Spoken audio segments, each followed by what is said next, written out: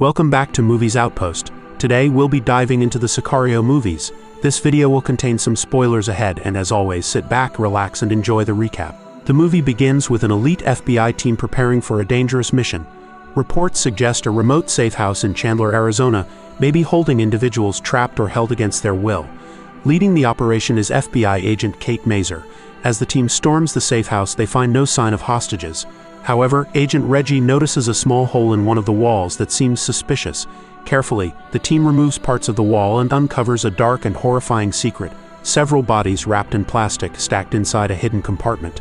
Forensic experts are called in, and after further investigation, a total of 42 bodies are discovered within the walls.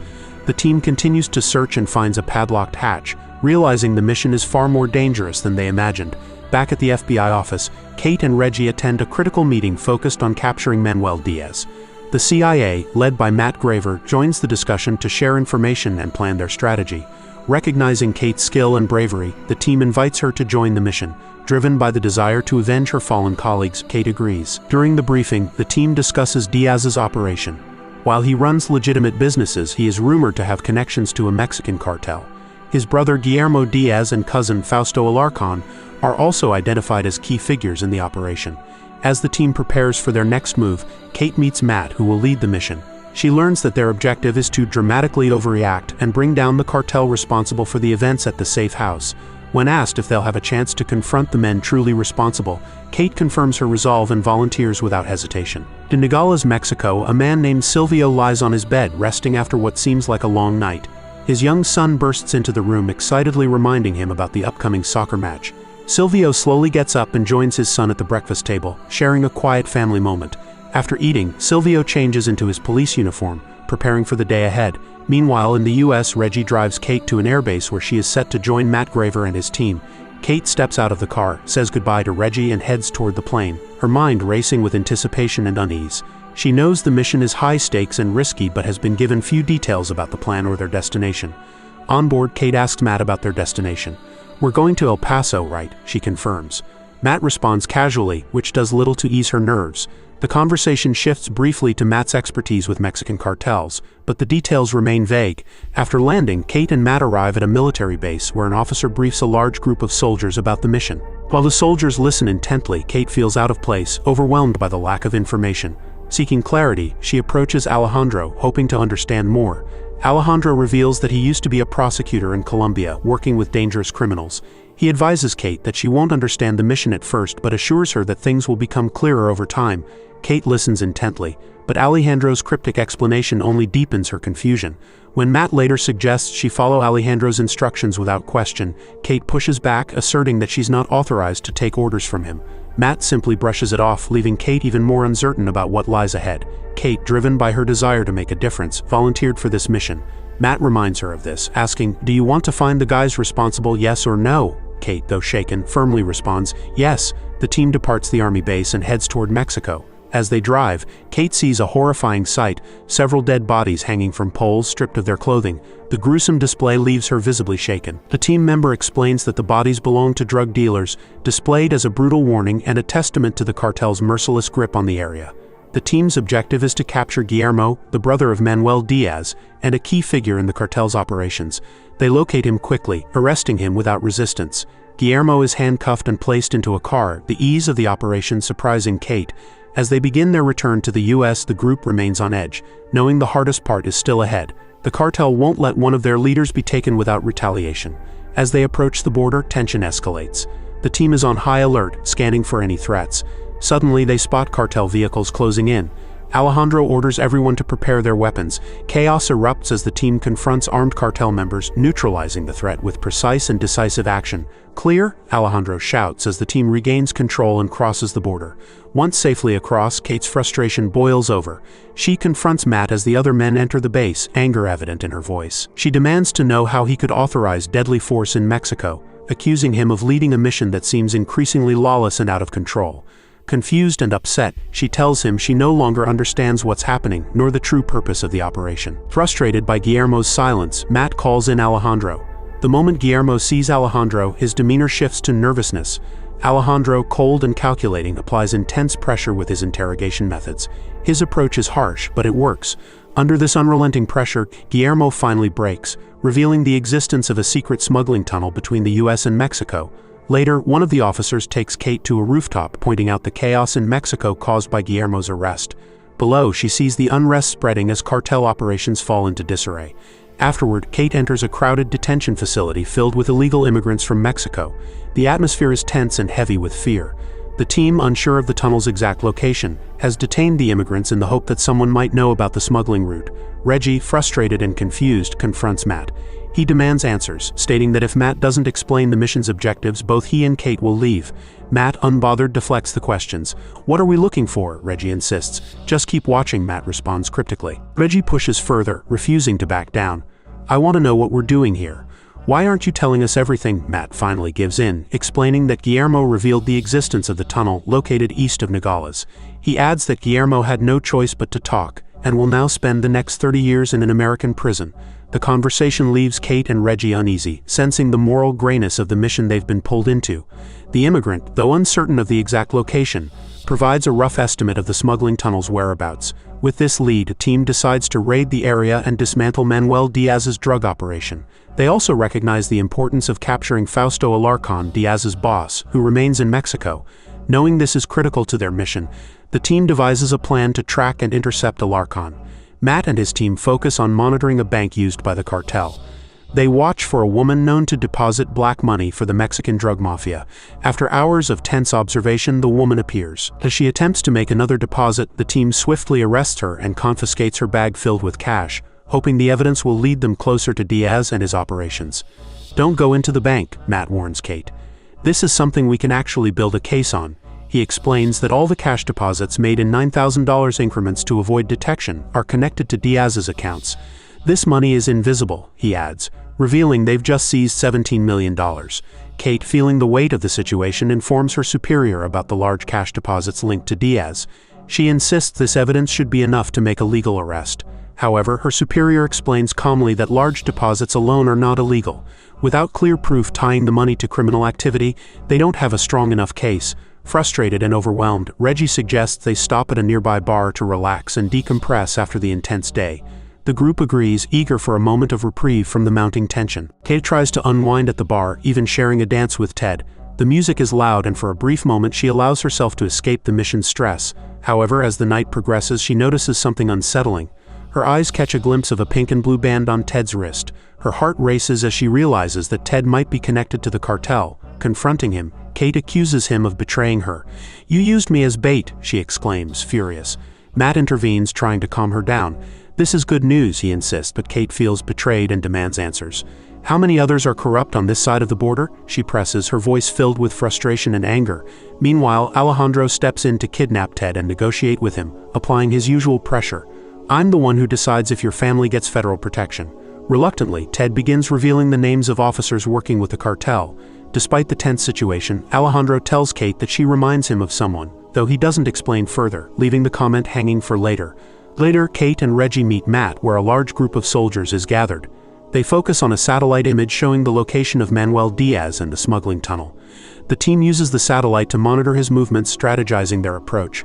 Matt outlines the plan to infiltrate the tunnel secretly, but Kate feels unsettled. She struggles to understand why the mission is so focused on the tunnel instead of directly arresting Diaz, her confusion and frustration growing as events unfold.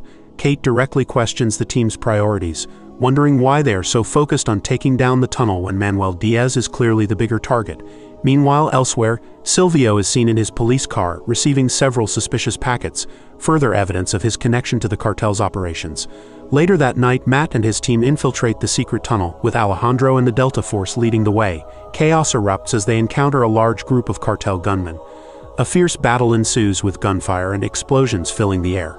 Kate and Reggie, nervous and tense, keep their distance, watching the situation unfold. During the commotion, Kate notices something strange. Alejandro, who had been with their group, suddenly veers off in a different direction. Unsure of his intentions, Kate decides to follow him.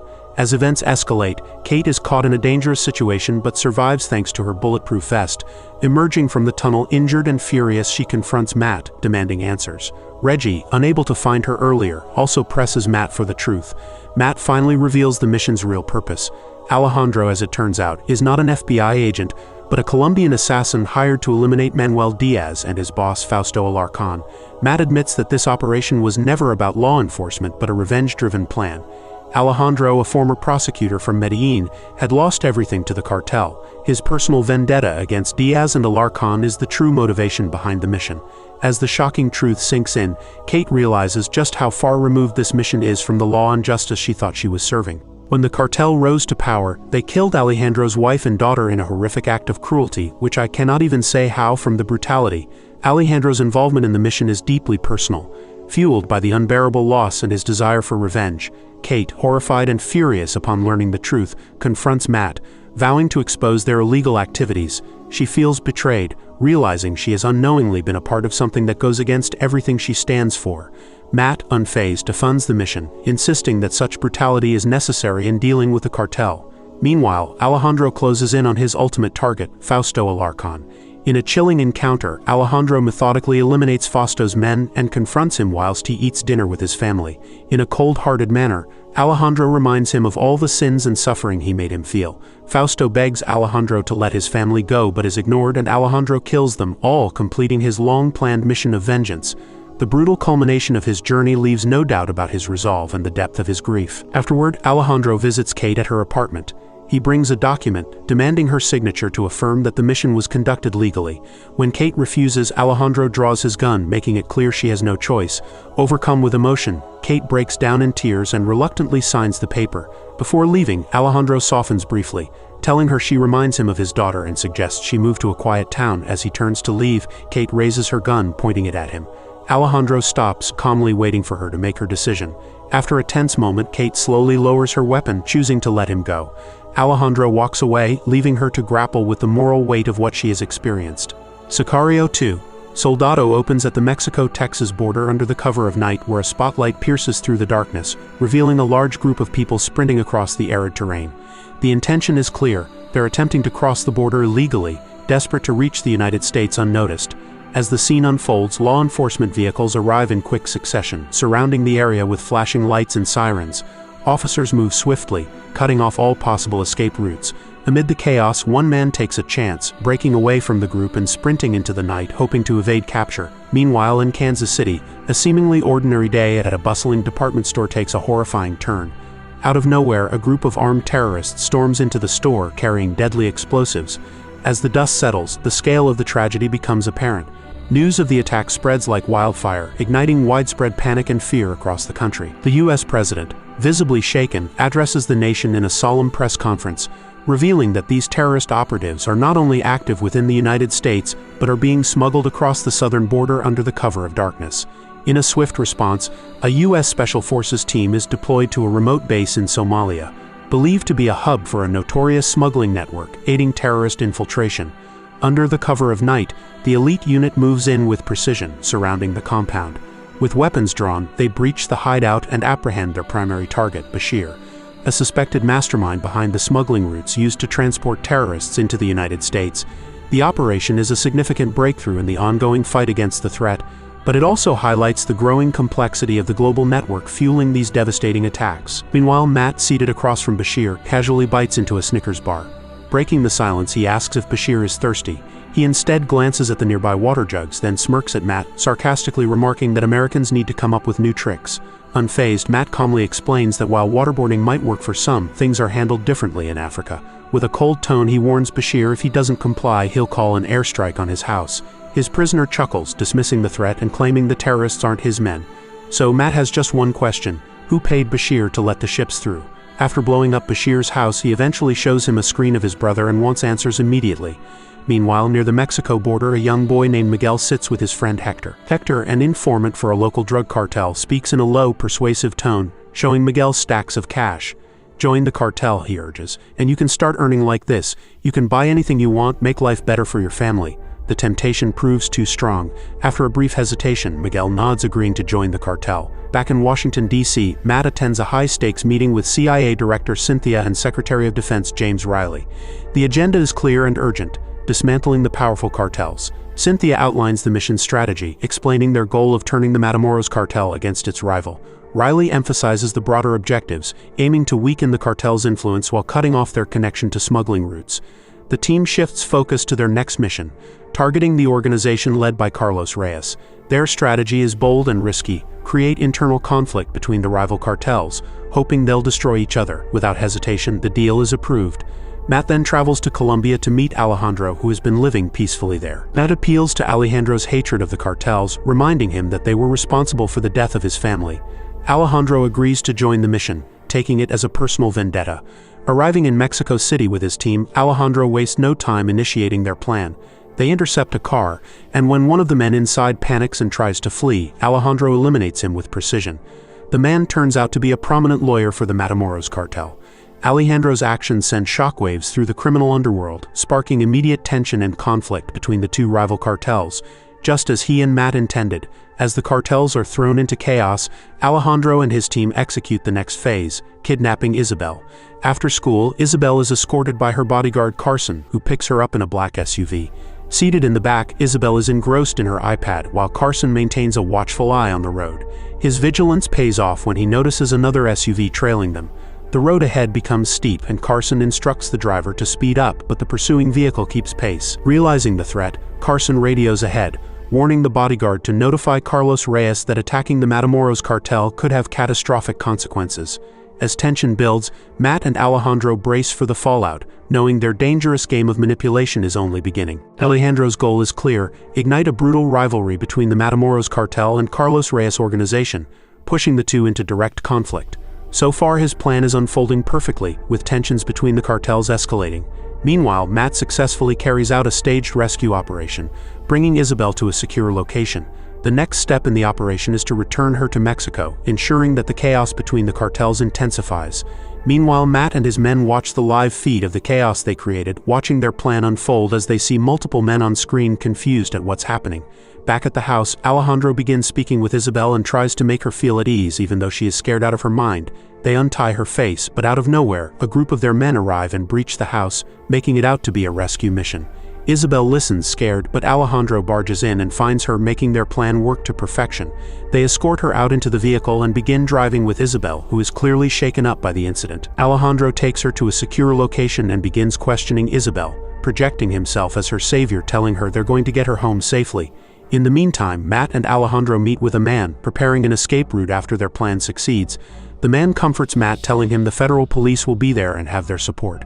After this meeting, they bump into Miguel, who then gets back into the car with his friend who has convinced him to join the cartel. As the team crosses the border back into Mexico, everything seems to be going as planned, until an unexpected twist changes everything.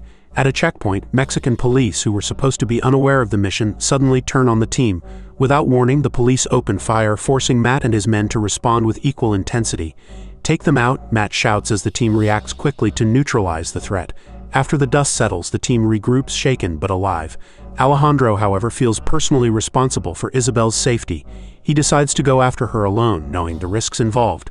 With the operation spiraling out of control, he is determined to track her down before the cartel can get to her. He understands the grave danger she faces if captured.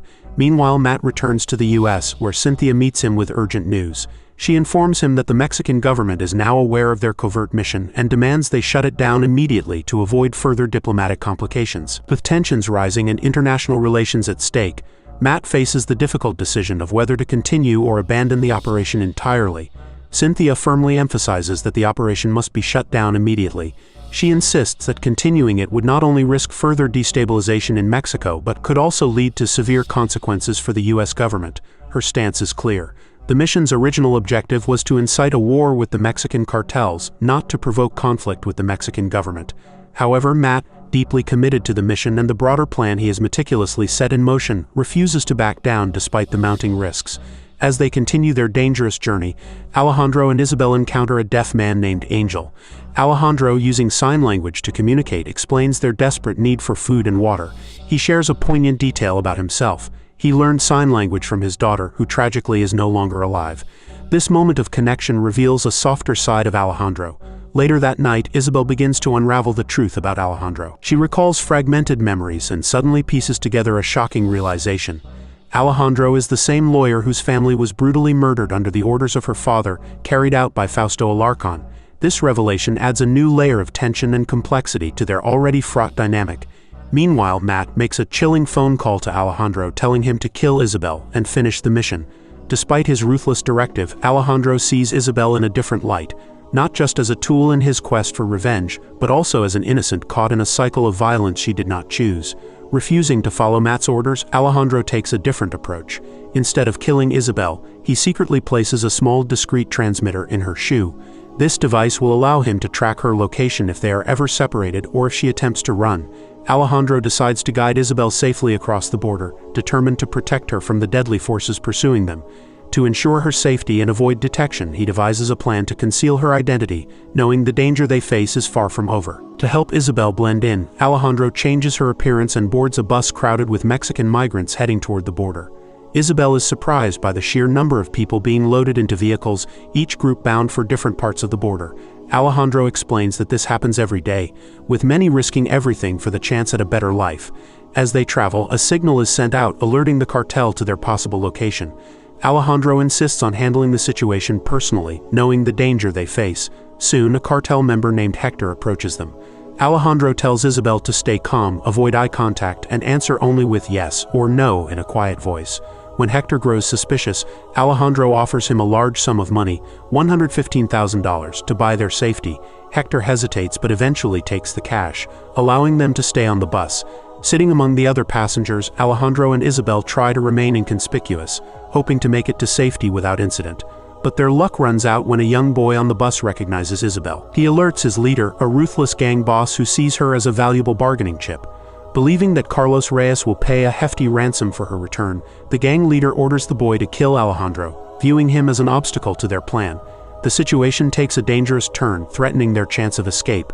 Miguel, now deeply entangled with the cartel and its ruthless operations, is handed a chilling assignment. He must kill Alejandro. Reluctantly, he carries out the order, but the weight of his actions begins to cause some distress. Matt then asks what happened to the girl as he covertly monitors the unfolding events from a distance, prepare to intervene. From their vantage point, Matt and Steve watch as the gangsters gather around Miguel, applauding his successful execution of the task. However, Miguel, visibly shaken by the brutality and questioning his loyalty to this violent path, chooses not to remain with them. His hesitation creates a critical opening. Matt and Steve seize the moment, launching a surprise assault on the gangsters. In a swift and deadly move, they eliminate the entire group before anyone has the chance to react. Isabel asks what they are doing, and she is told she will now go into witness protection.